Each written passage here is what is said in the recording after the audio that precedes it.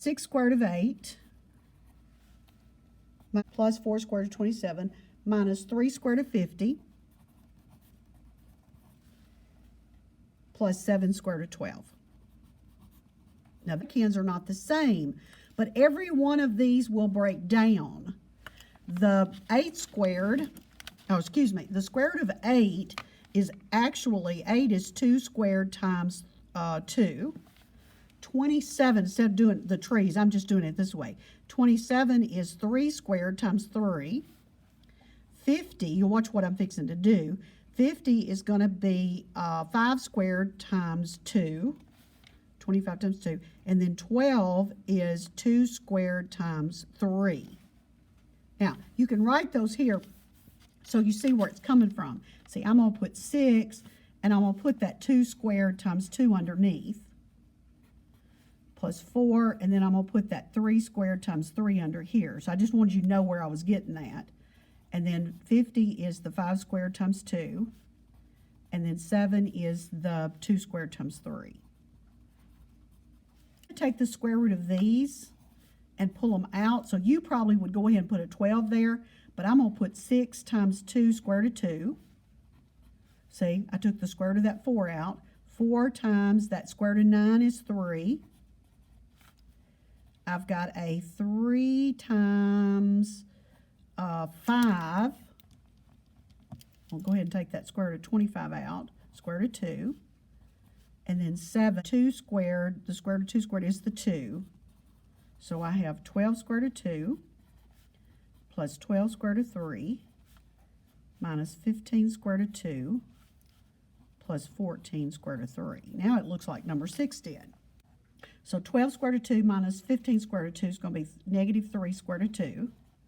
And then 12 square root of 3's plus 14 square root of 3's is 26 square root of 3's. Now let's do some multiplication. Let's do 5 square root of 8 times 6 square root of 3. Now, I've seen people want to break this down and then multiply. If you do that, it'll work, but sometimes if you break that 8 down to the 2 squared, that 2 square root of 2 here, then you'll have to break it down again. So you're better off, and here's how we said it in geometry, multiply the outsides, which means multiply your rationals, which is your outside, and multiply your irrationals. And when you do it that way, you only have to break it down one time. The factor tree of 24 is 2 squared times 2 times 3.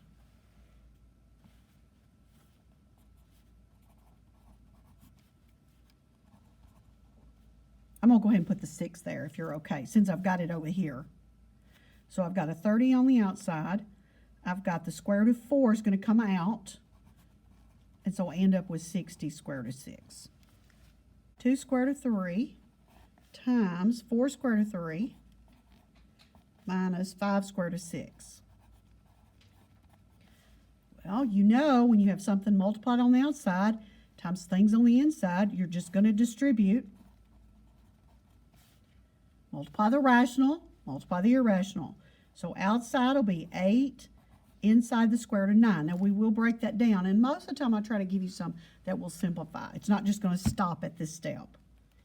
Now do the second part. So you'd have rational 10 on the outside and a rational 18 on the inside. Well, we know the square root of 9 is 3, so that's going to totally become rational. 8 times 3.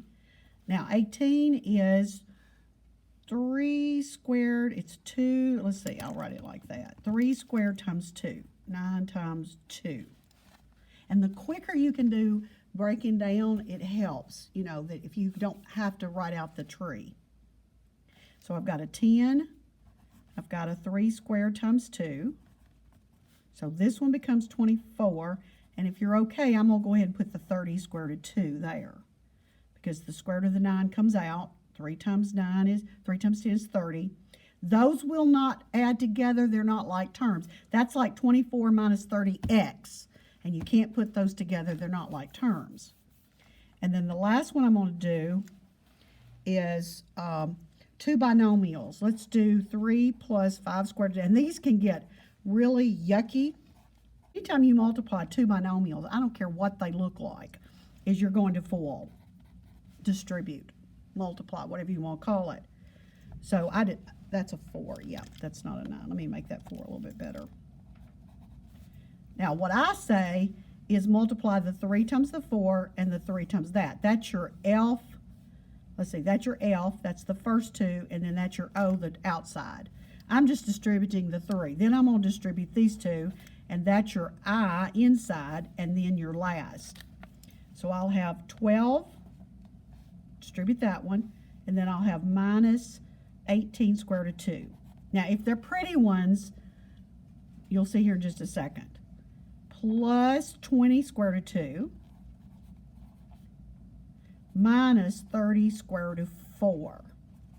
If they're pretty ones, these two will be like terms. But if you have a square root of 2 here and a square root of 5 there, you're going to have 4 terms, and that's about all you could do to it. I don't usually give you those.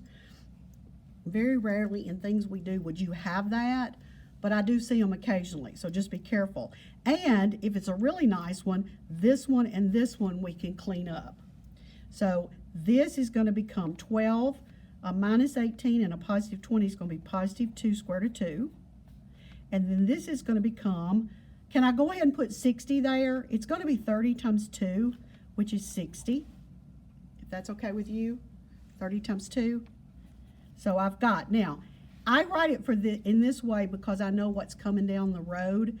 It is commutative. You can write it either way you want to, but they're going to put the rational part of this binomial, which is going to be negative 48, plus the 2 square root of 2. That's just the notation we tend to use. We put the number that's just rational, which is this one, and then the number that has a rational, irrational part, and we usually put that second. It's not wrong if you commute it. I will not count it wrong, but I'm going to tell you when you see answer keys, ACT, they're going to write it like that.